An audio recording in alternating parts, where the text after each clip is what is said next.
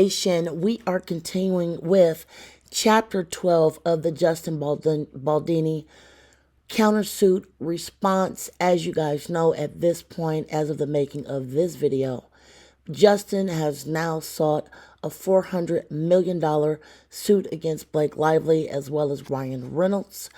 And we will continue to read this. Again, this is Chapter 12. Make sure you like, share, thumbs up, and subscribe. Here we go. Section 5. Blake Lively demands a producer credit and an undeserved PGA mark. Under the continued threat, in spite of her contractual obligation, Blake Lively would not promote the film or approve marketing materials. Wayfarer agreed, at Sony's behest, to give Blake Lively a producer credit. But her commands did not stop there.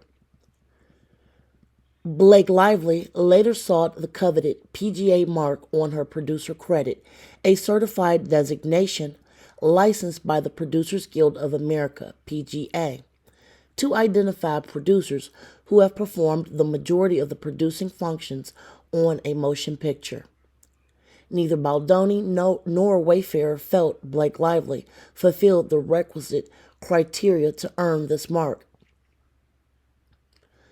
Blake Lively demanded that Baldoni, Heath, and other producers and department heads send letters to the PGA in support of her certification for the PGA mark, despite unanimous recognition of the absurdity and the unsettling nature of what appeared to be an attempt at coercion. Sony and other parties ultimately acquiesced and submitted letters of support.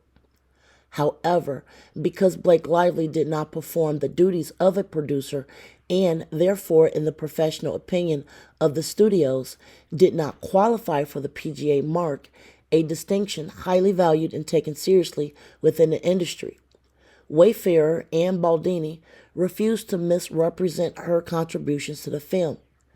Despite having conceded on nearly every other demand to this point, they believed it unjust and unethical to falsely represent to the PGA that she had fulfilled the requisite producing responsibilities. Blake Lively, in turn, instructed Sony to tell Wayfarer and Baldoni that any goodwill left between us is done. Eventually, in the face of persistent threats levied against Wayfarer and Baldoni, they were left with little choice but to draft and sign a letter on Blake Lively's behalf. Upon doing so, Heath provided a copy of the letter to Wayfarer's lawyers, accompanied by a statement indicating that the signed letter was under duress. And this letter says, "Hi everyone, I'm telling you all regarding a letter that I wrote on behalf of Justin and myself addressed to the Producers Guild. As you know, we received a request to write a recommendation on behalf of Blake for her to receive the PGA mark. This was a request that we feel was unreasonable and cold-hearted. Essentially, the movie IEWU has taken unjustly from Justin as a director and essentially from Wayfarer's control due to the extortion of Blake.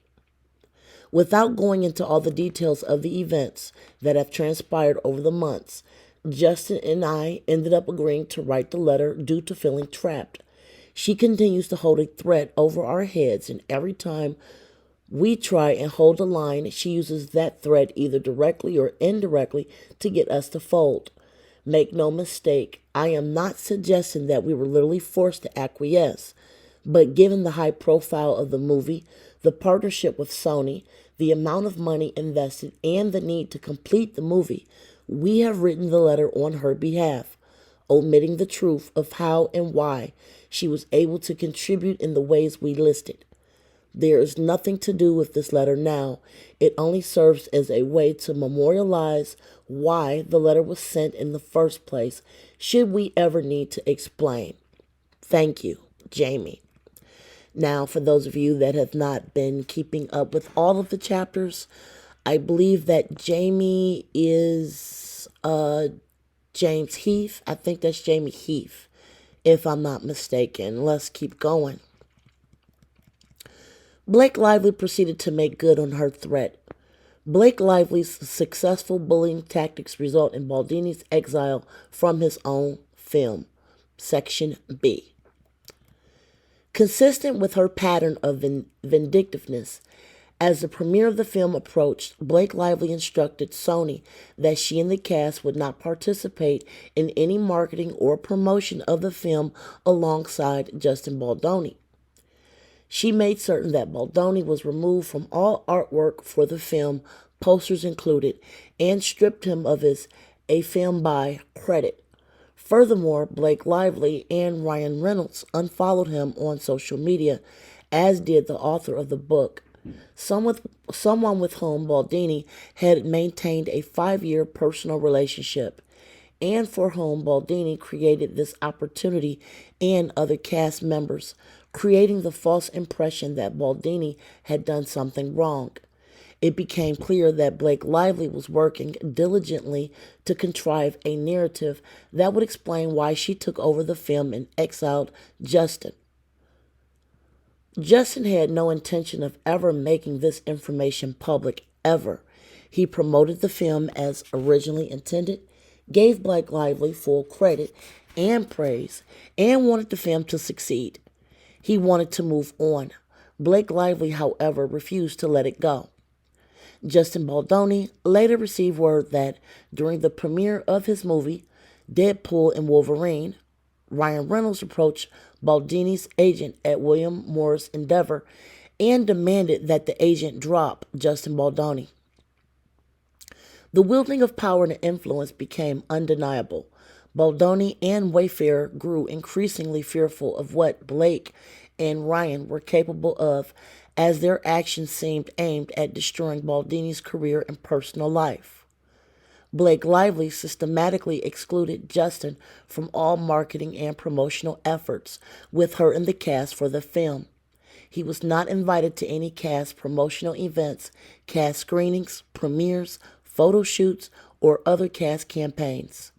Justin was marginalized from the marketing process and left in the dark about the purported marketing plan, allegedly created by Blake Lively and Sony, which was later referenced in Blake Lively's CRD complaint as agreed to by all. While in Sweden celebrating his wife's birthday, Baldoni was informed that Blake Lively demanded he not attend the film's premiere on August 9th of 2024. Blake Lively further threatened that if Justin attended the premiere, she and the majority of the cast would boycott. It remained unclear what Blake Lively had communicated to or promised the cast, but they now also refused to attend if Justin was present. The fact that Sony advised Wayfarer to concede underscores Blake Lively and Ryan Reynolds' immense power and influence. Baldoni and Wayfarer refused to succumb to the bullying tactics aimed at preventing them from attending the premiere of their film, a project they had financed, produced, and owned. This threat marked the culmination of a year-long campaign of intimidation and harassment. Although objectively egregious and shocking, the Wayfarer team had unfortunately grown accustomed to the bullying, fully aware of the immense power this couple wielded and far-reaching extent of their influence. However, they refused to concede to this demand. Just days before the film's premiere, Justin was still unsure if he would even be allowed to attend. His friends and family, and many traveling from outside of New York, were left in limbo, unable to finalize travel plans or book flights. Finally, through Sony, Wayfarer persuaded Blake Lively to permit Baldoni and the Wayfarer team, along with their friends and family, to attend, though only under demeaning and humiliating conditions. They were relegated to a separate theater to view the film, required to arrive at a different time than the rest of the cast, and instructed to leave the venue immediately after Blake Lively arrived. Baldoni was also excluded from the official celebrity after-party, despite it being an event paid for by Wayfarer. As a result, Baldini had to quickly organize and personally fund a separate after-party for himself and the Wayfarer team, forcing the company to cover the cost for two events, one for Lively and one for their own friends and family, crew, and team. Excuse me.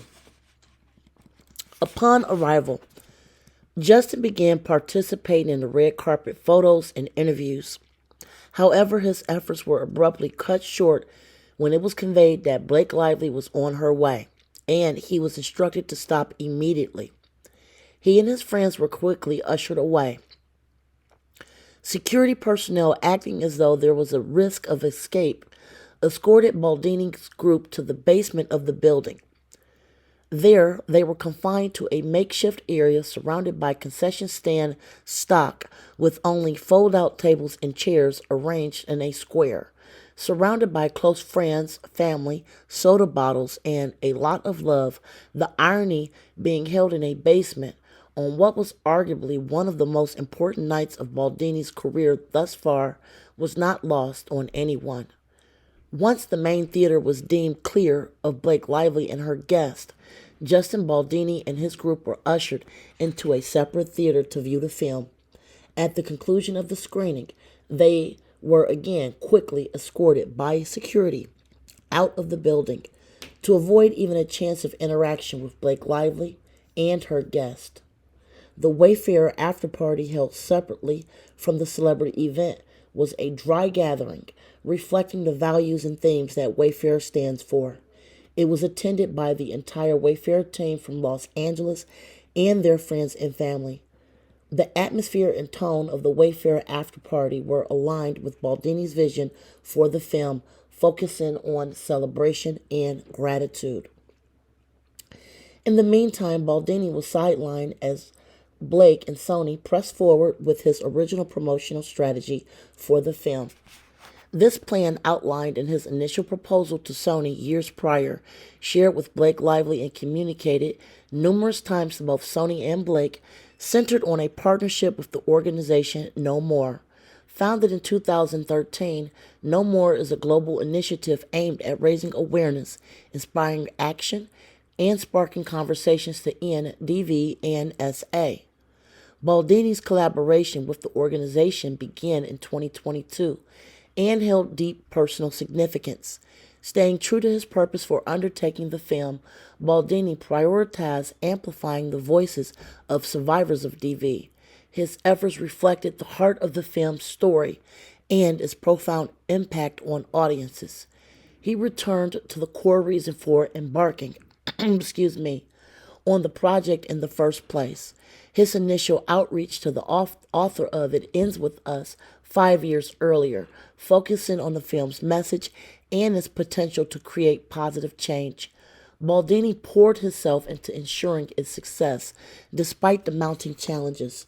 These genuine efforts aimed at amplifying the voices of survivors impacted by the film were later mischaracterized and weaponized against Baldini. The Times, failing to do its own due diligence before publishing the article, describes these genuine efforts to bring attention to a serious issue as part of a calculated campaign to destroy Blake Lively's reputation, and in doing so participated in destroying plaintiffs' lives. We will end chapter 12 right here. I do have a small bit of a cold coming on, but please like, share, subscribe, and stay tuned for chapter 13, which will be coming shortly. Until next time, you guys, be safe and enjoy your night. Bye, guys.